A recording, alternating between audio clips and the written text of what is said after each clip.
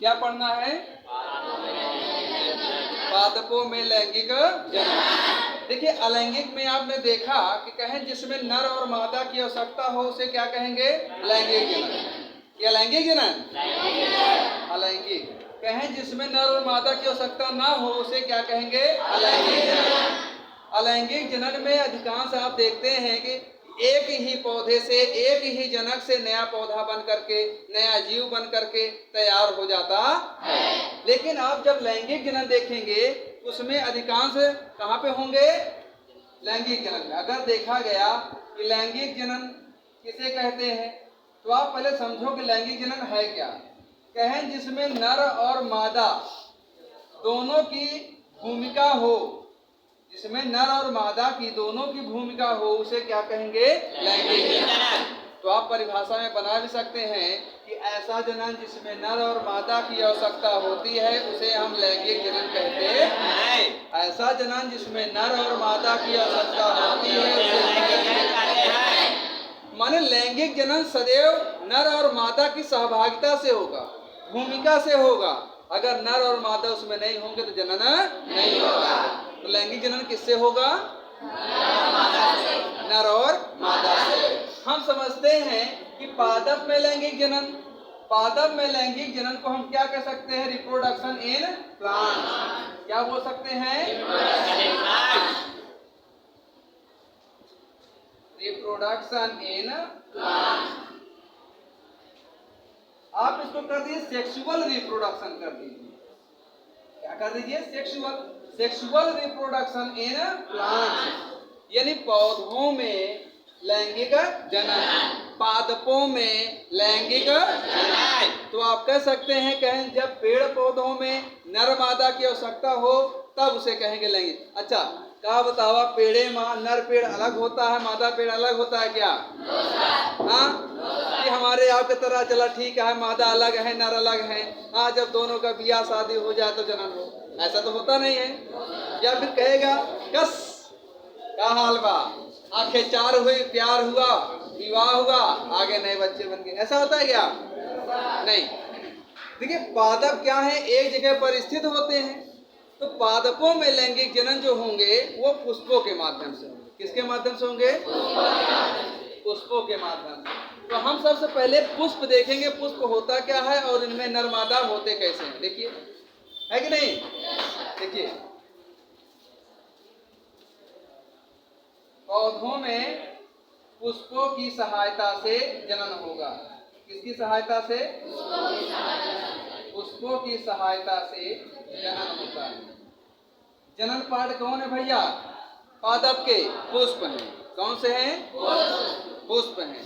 तो हम जब तक पुष्प को नहीं जानेंगे, पुष्प के अंगों के नाम नहीं जानेंगे, पुष्प के अंगों के कार्य नहीं जानेंगे, तब तक हमें पादप का लैंगिक जनन समझ में नहीं आएगा। अच्छा, बहुत समझदार हो। देखिए भाई, कहते हैं पुष्प, तो कहें पुष्प कितने प्रकार के होते हैं? तो कहें पुष्प दो प्रकार के होते हैं। एक होता है एक लिंगी पुष्प, दूसरा होता है द्विलिंगी पुष्प। अब कहते हैं एक लिंगी पुष्प क्या है? कहें ऐसे पुष्प जिसमें केवल नर अथवा मादा पाए जाते हैं उसे हम एक लिंगी पुष्प कहते हैं। एक लिंगी पुष्प में सदैव एक ही लिंग होगा और द्विलिंगी पुष्प में नर और मादा साथ होगा, जिसे द्विलिंगी कहेंगे। तो एक लिंगी का आशय ये है केवल नर रहे, केवल नर हो अथवा केवल मादा हो। केवल नर हो अथवा मादा हो तो उसे हम क्या कहेंगे? एक लिंगी पुष्प। क्या कहेंगे भैया? एक लिंगी पुष्प। अगर मान के चलिए इसमें नर प्लस मादा दोनों एक ही पुष्प में हो, ऐसे पुष्प में एक ही पुष्प में हो तो उसे क्या कहेंगे?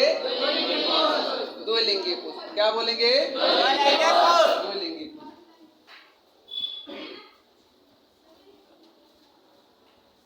हाँ,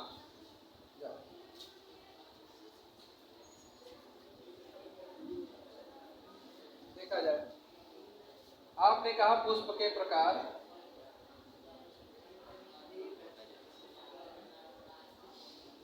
सबसे पहले हम देखेंगे इधर एक लिंगी पुष्प।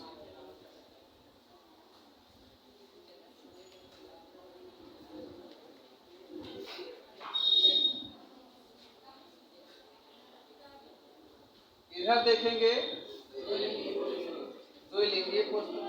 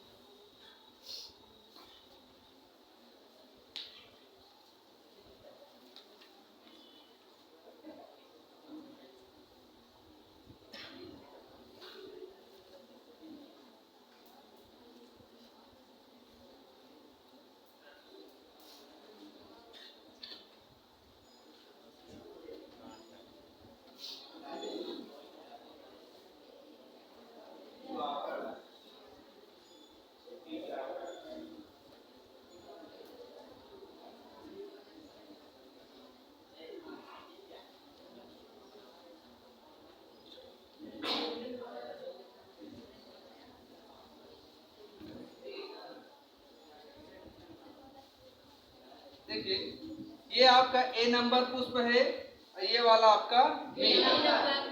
दोनों में अंतर एक चीज का है, इसको हम बोलेंगे एक लिंगी पुष्प और इसको भी बोलेंगे एक लिंगी पुष्प। लेकिन एक लिंगी पुष्प में इसको हम बोलेंगे मादा पुष्प। कैसा पुष्प है भैया? मादा पुष्प। और इसको हम बोलेंगे नर पुष्प। अच्छा, नर और मादा की पहचान कैसे होती है? देखिए अगर नर मादा की हम पहचान करना सीख जाएंगे तभी तो हमको पता चलेगा हाँ कि यह मादा पुष्प है कि यह नर पुष्प है। जब तक हमें लिंगों की पहचान करना नहीं आएगा तब तक हमें पता नहीं चलेगा। अच्छा, पता करने के लिए हम पहले इसके अंगों के नाम जानेंगे। इसको क्या कहेंगे? इसको हमने देखा था पिछली क्लास में, वर्तिकाग्र बोला जाता है। और इसको क्या बोलते हैं? वर्तिका बोलते हैं। इसको क्या बोलते हैं? अंडाशय बोलते हैं। और इसके अंदर जो है इसको क्या बोलेंगे? अंडाणु बोलेंगे। अच्छा, ये जो इतना चार चीज है, कौन सा? वर्तिकाग्र, वाटिका, अंडाशय, अंडाणु, इसको हम क्या बोलेंगे? ये कहाँ पर होंगे? मादा पुष्प में होंगे, यानी मादा भाग में होंगे। जब मादा भाग में होंगे तो इसको हम बोल सकते हैं फीमेल पार्ट। क्या बोल सकते हैं? और फीमेल पार्ट को ही कह दिए तो ये हो गया आपका मादा पुष्प। इसमें नर नहीं है, केवल मादा ही मादा है ना, केवल फीमेल पार्ट है। तो ऊपर वाले भाग, यानी आप कह सकते हैं कि जब नीचे फूला हुआ भाग हो और ऊपर पतला हो तो हम क्या कहेंगे? मादा भाग। यानी मादा की पहचान ही यही होती है कि नीचे फूला हो और ऊपर पतला हो। जब नीचे फूला हो और ऊपर पतला हो तो उसे हम क्या कहेंगे? मादा पुष्प। यदि आप कह सकते हैं मादा भाग या मादा पुष्प। लेकिन अगर कहा जाए ऊपर फूला है और नीचे बिल्कुल सेम है, पतला है, तो उसे हम क्या कहेंगे? नर पुष्प कहेंगे। तो यही एक इसकी पहचान होती है कि चाहे नर में हो, चाहे मादा में हो, चाहे एक लिंगी में हो, चाहे दो लिंगी में हो, दोनों पुष्पों में यह ऊपर की ओर फूला हुआ होगा और ये जो मादा है नीचे की ओर फूला हुआ होगा। अच्छा, चलिए इधर देखते, इसका नाम क्या हम जानते हैं? परागकोश। क्या नाम है? परागकोश है, जिसको हम बोलते हैं तंतु। क्या बोलते हैं? और परागकोश के अंदर बनता क्या है? परागकण बनता है। क्या बनता है? परागकण। इसी परागकण को ही हम बोलते हैं नर युग्मक। क्या बोलते हैं? नर युग्मक। नर युग्मक। अच्छा, ये जो अंडाणु है इसको हम क्या बोलेंगे? मादा युग्मक बोल दिए। चलिए, तो इस तरह से आपके एक लिंगी पुष्प की पहचान हम कर पाएंगे। जैसे अगर नीचे फूला हुआ हो तो मान लीजिए आप मादा भाग है और ऊपर फूला हुआ हो तो आपको यह भी जानकारी होनी चाहिए कि अगर मादा पुष्प है तो उसमें केवल एक ही अंडाशय होगा, एक ही अंडाणु होगा। लेकिन अगर नर पुष्प है तो उसमें जो परागकोश हैं एक से अधिक हो सकते हैं, 4 हो सकते हैं, 6 हो सकते हैं, 2 हो सकते हैं, माने एक तो होगा ही नहीं, एक से अधिक सदैव होते हैं, एक से अधिक। क्यों? क्योंकि इनमें परागकणों की संख्या ज्यादा होती है। परागकणों की संख्या यदि ज्यादा नहीं बनेगी तो कभी कभी परागण भी नहीं हो पाता। तो चलिए परागण क्या होता है बाद में सीखेंगे, लेकिन आप जान लीजिए कि हमारा जो परागकोश है, परागकोश की संख्या अधिक होती है। परागकोशों की संख्या कितनी होती है भैया? ज्यादा होती है। बात समझा? अच्छा, अब द्विलिंगी की बारी आती है। जब द्विलिंगी पुष्प हम बनाएंगे तो इसमें आपको नर मादा दोनों आपको देखने को मिलेंगे। एक ही पुष्प में नर और मादा दोनों देखने को आपको मिलेंगे।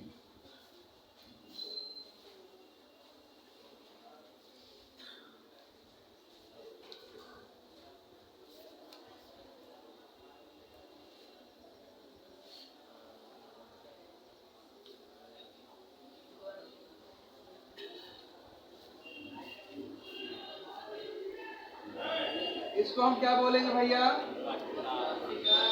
वर्तिकाग्र बोला। इसको क्या बोला? वर्तिका हमने बोला। इसको क्या बोला? अंडाशय बोला गया। और इसके अंदर जो पाया गया इसको हमने क्या बोला? अंडाणु बोला गया। क्या बोले? अंडाणु। अच्छा, इसको हमने क्या बोला? परागकोश बोला। और इसको हमने क्या बोला? तंतु बोला। परागकोश के अंदर पाया क्या जाता है? परागकण पाया जाता है। तो आपने कहा यदि इतना भाग होता है तो इसको हमने बोल दिया नर भाग, इसको बोलते हैं मेल पार्ट। और अगर इतना ये मिल गया तो इसको हम बोलेंगे मादा भाग। और मादा भाग को हमने बोला फीमेल पार्ट। तो कहें एक ही पुष्प में नर मादा साथ है क्या? जब एक ही पुष्प में नर मादा साथ है तो उसे क्या कहेंगे? द्विलिंगी कहेंगे। क्या कहेंगे? अगर यह द्विलिंगी पुष्प में है तो हम कह देंगे द्विलिंगी पुष्प।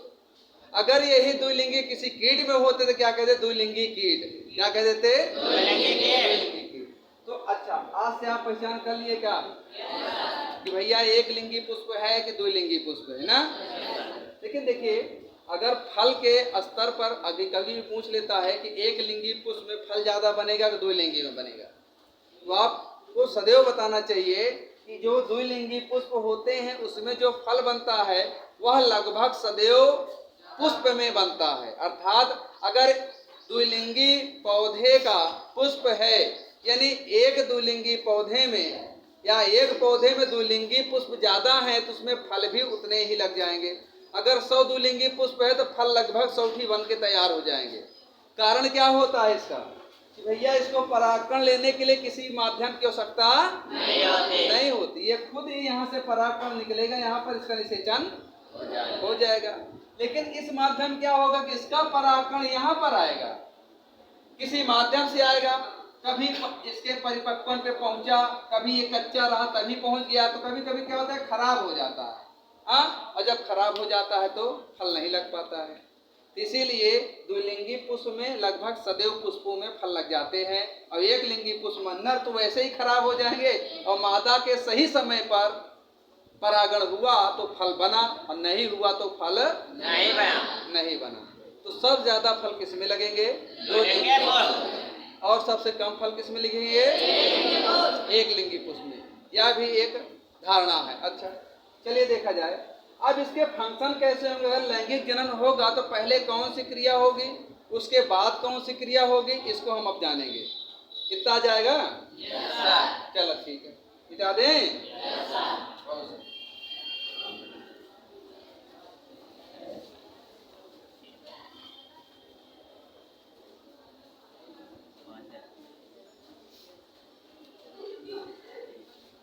चलो देखा जाए।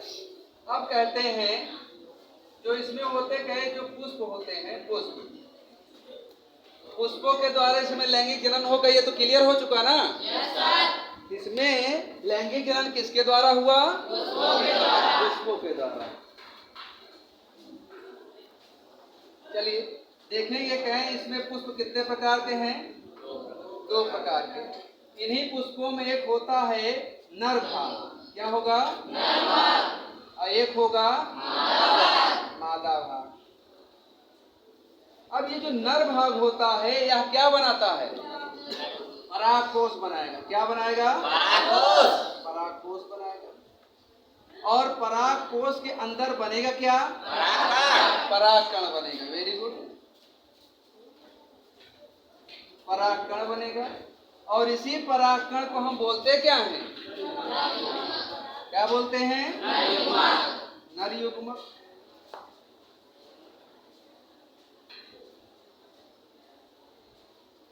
और जो मादा होती है क्या बनाती है? अंडाशय बनाती है। क्या बनाती है?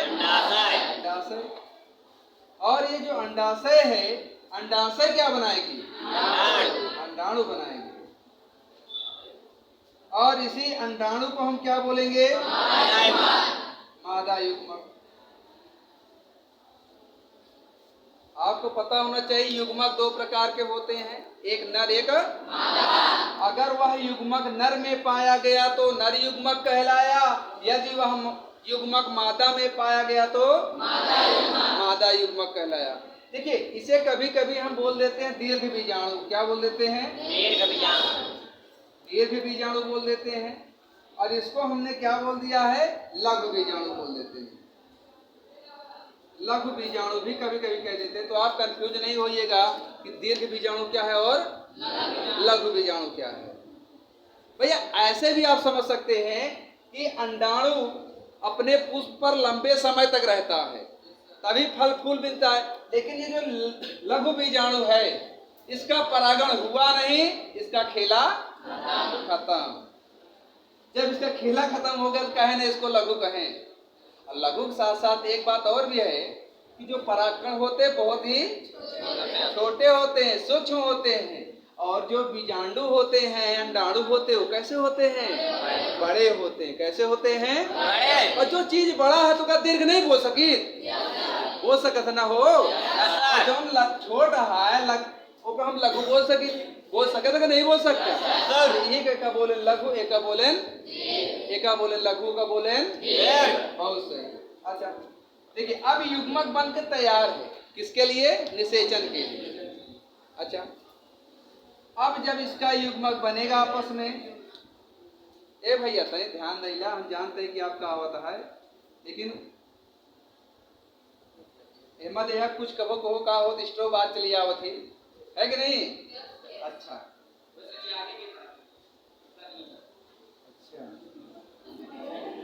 अच्छा अब हम इनको मिला दिए ना।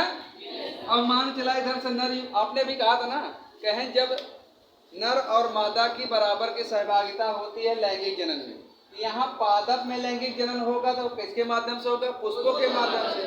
अब पुष्पों के नर और फीमेल दोनों युग्मक, दोनों गैमेट्स आपस में क्या हो रहे हैं? मिल रहे हैं। तो इस मिलने की प्रक्रिया को हम क्या कहेंगे? वेरी गुड, निषेचन कहेंगे। और निषेचन के बाद क्या बनेगा भैया? युग्मनज बनेगा। क्या बनेगा? युग्मनज बनेगा। और युग्मनज के बाद क्या बनेगा? भ्रूण बनेगा। क्या बनेगा?